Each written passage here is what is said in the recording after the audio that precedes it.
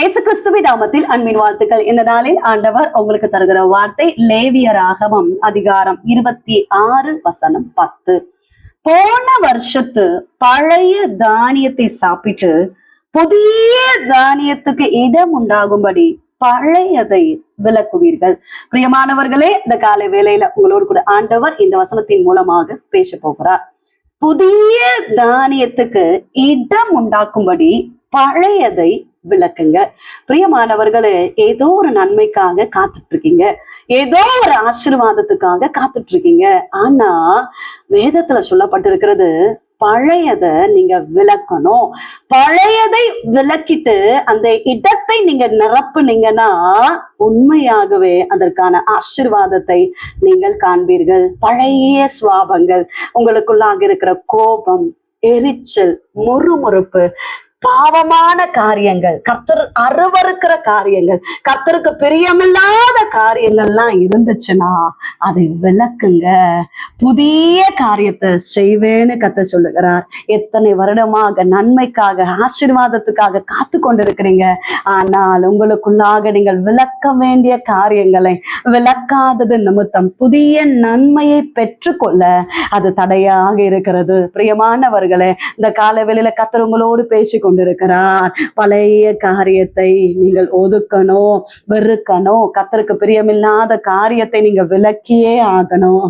அப்பொழுதுதான் புதிய நன்மைகள், புதிய ஆசீர்வாதம், நீங்கள் எதிர்பார்த்து கொண்டிருக்கிற நன்மைகள், பெரிய காரியங்களை கர்த்தர் செய்வார். அதான் இந்த காலை வேளையில கர்த்தர் உங்களோடு சொல்லுகிற ஒரு வார்த்தை, புதிய தானியத்துக்கு இடம் உண்டாக்கும்படி பழையத விளக்குங்க.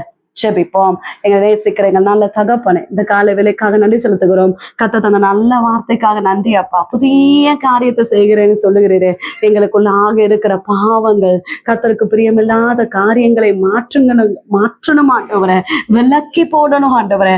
கர்த்தர் எங்களுக்கு உதவி செய்வீராக. தேவ பிள்ளைகளை ஆசீர்வதிங்க. எந்த காரியத்துக்காக காத்திருந்து ஜெபித்து கொண்டிருக்கிறார்களோ அந்த காரியங்கள், அற்புதங்கள் நடக்கட்டும், அதிசயங்கள் நடக்கட்டும். கர்த்தர் பலத்த காரியங்களை செய்கிறபடி ஸ்தோத்திரம். பலவீனத்தோடு இருக்கிற பிள்ளைகளுக்காக ஜெபிக்கிறோம். எல்லா பலவீனங்கள் இயேசுவின் நாமத்தினால மாறி போகட்டும்ப்பா. நன்மைகளை உண்டாக்குங்கப்பா, ஆசீர்வாதங்களை உண்டாக்குங்கப்பா. கர்ப்பத்தின் கனிக்காக காத்திருக்கிற பிள்ளைகளை கர்த்தர் ஆசீர்வதிங்க. கர்ப்பம் தரிக்க வேண்டிய பிள்ளைகளை ஆசீர்வதிங்க. திருமணத்துக்காக காத்திருக்கிற பிள்ளைகளை கர்த்தர் ஆசீர்வதிங்கப்பா. படிக்கிற பிள்ளைகளுக்காக ஜெபித்து கொண்டிருக்கிறோமே, விசேஷித்த ஞானம், கிருபைகளை கொடுங்க ஆண்டவரே. கடன் பாரத்தோடு இருக்கிறாங்கப்பா, கர்த்தர் அற்புதத்தை செய்கிறபடியினால ஸ்தோத்திரம். நல்ல வேலை வாய்ப்புக்காக காத்திருக்கிறாங்க சுவாமி, என் ஆண்டவர் அற்புதத்தை செய்வீராகப்பா. புதிய தானியங்கள் அப்பா, புதிய ஆசீர்வாதத்தை தேவ பிள்ளைகள் பெற்றுக் கொள்ளட்டும். நாள் முழுவதும் கர்த்தர் நடத்துவீராக. செய்கிற ஒவ்வொரு காரியங்களிலும் கர்த்தருடைய ஆசீர்வாதம் கடந்து வரட்டும். இயேசு கிறிஸ்துவின் நாமத்தில் ஜெபிக்கிறோம் எங்கள் ஜீவன் உள்ள நல்ல தகப்பனே, ஆமென். பிரியமானவர்களே, கர்த்தர் உங்களோடு பேசியிருக்கிறார். நிச்சயமாக கர்த்தர் புதிய காரியத்தை உங்க வாழ்க்கையில செய்ய போகிறார். உங்களுக்காக, உங்களுடைய ஜெப விண்ணப்பங்களுக்காக நாங்கள் ஜெபிக்கிறோம். நீங்களும் எங்களுக்காக, எங்களுடைய ஊழியங்களுக்காக ஜெபித்துக் கொள்ளுங்க. டிவோஷன் மூலமாய் உங்களோடு ஆண்டவர் பேசுகிறத பகிர்ந்து கொள்ளுங்க. இந்த வார்த்தை அநேகருக்கு பிரயோஜனமா இருக்கும் என்றால் அநேகருக்கு ஷேர் பண்ணுங்க. God bless you.